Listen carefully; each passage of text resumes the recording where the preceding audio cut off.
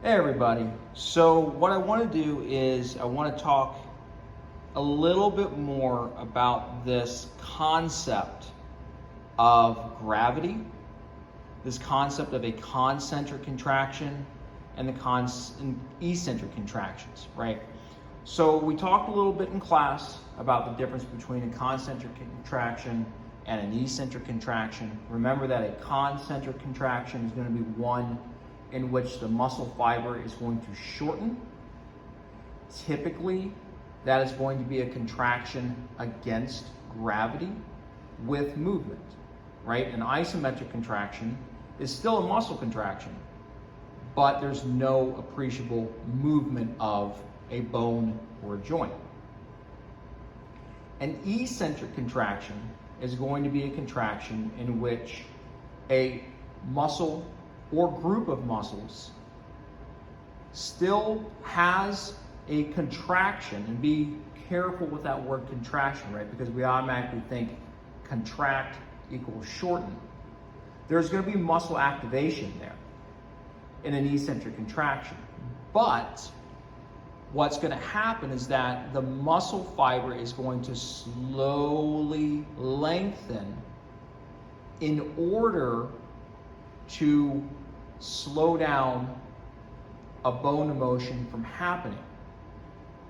Now, the reason we need to do this is because there are going to be instances in life where we need to move slower than gravity, right? If we really kind of think about it, if I drop into a chair every time I need to sit, that's going to increase my risk of a lot of things, right? It's going to increase my risk of plopping in the chair, missing the chair breaking, all sorts of things, right? So there are times in life that I need to slowly lower a body part slower than gravity. That's where an eccentric contraction is really beneficial for my safety, for my joint integrity, and for the safety of my surroundings, okay? So what I have set up here is I have obviously the upper extremity. The upper extremity is being placed in a prone position. How we know that is a prone position is look at your landmarks, right? There's the spine of my scapula, there's the acromion, right? All structures we're already familiar with. Now, as we can see, and think to your goniometry as well, think about what angle my shoulder or my glenohumeral joint, to be more specific, is already in. It's in about 90 degrees of flexion. Now, here's what happens, right? If I don't have any muscle attaching, what happens when I bring this arm, this humerus, into 0 degrees of extension? Now I'm going to perform glenohumeral flexion and simply use gravity. That's all I'm going to use. Watch. It drops, and it drops fast. I don't want that to happen because already look what's happening here at the glenohumeral joint. My humerus is halfway hanging out. I'll even call it 3/4 the way hanging out of my glenoid cavity. That's a problem. So I need muscle, and specifically in this particular case, I need muscle to slow down that motion. So what I'm going to use to demonstrate my muscle is going to be my magical, non-named shoulder or glenohumeral extensor. That's going to be represented by the gait belt here. So here's what happens.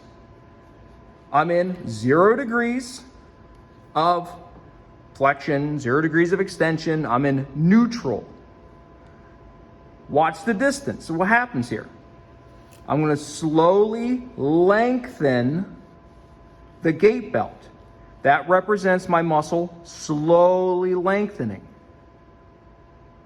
Now, I can shorten it, and I can go from 90 degrees of glenohumeral flexion, and I can extend my shoulder, and watch what happens here. The distance between my thumb You can't see the thumb really. Okay, so there's my thumb, my fingers. The distance between my gait belt latch and the end. Now I'm going to shorten. See how that shortens? Okay. Concentric contraction, eccentric contraction. Shoulder extension against gravity, shoulder flexion with gravity. Shoulder extension, concentric contraction of the shoulder extensors, eccentric contraction of the shoulder extensors. Let's do another example here. Okay, so now what I've done is I've placed my glenohumeral joint and I've placed my patient, if you will, in supine. Now I know that because now my spine and the scapula is touching my surface, my table. Coracoid process is not touching the table, right? It's more in a raised position, right? Indicating that my patient is supine. Same forces apply here. The only difference is position. As we can see, no hands. I'm not touching the humerus at all. There's no muscle contraction happening here. My shoulder is in 90 degrees of extension. I think we would agree that 90 degrees of extension is going to hurt. Not normally what my shoulder is going to do, but in this case, it's going to work out okay. So here's what we need to do again. Remember, the only thing that's changed here is position. Everything else is going to be the same. But positioning is going to change which motions are occurring against gravity and which motions are occurring with gravity. Again, nice and easy. Here's what we're going to do. I'm going to perform, shoulder flexion. I'm performing shoulder flexion. My shoulder flexion is now at 0 degrees. Again, working against gravity. Now I'm going to provide and I'm going to perform shoulder flexion from 0 degrees up to 90 degrees. Again, nice and easy.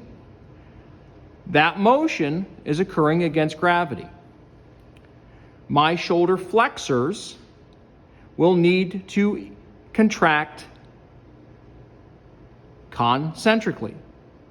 Now, here's the fun part. Once I get past 90 degrees and I'm moving, excuse my hand here, moving with gravity now, okay, because as we can see, once I get past 90 degrees and once I let my hand go, watch what happens. Okay? Knocked my bone out of the way, knocked all sorts of things out of the way because I could not control the descent. So what I need to have happen now is that even though I'm still performing shoulder flexion, now I need my shoulder extensors to lengthen so they can contract eccentrically.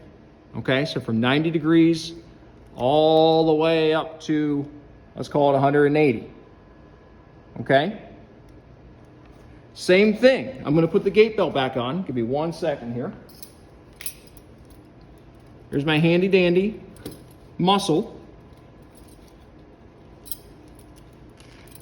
What that muscle is going to do, I'm going to raise this up just a little bit so you can see. You can see the muscle. What's going to happen is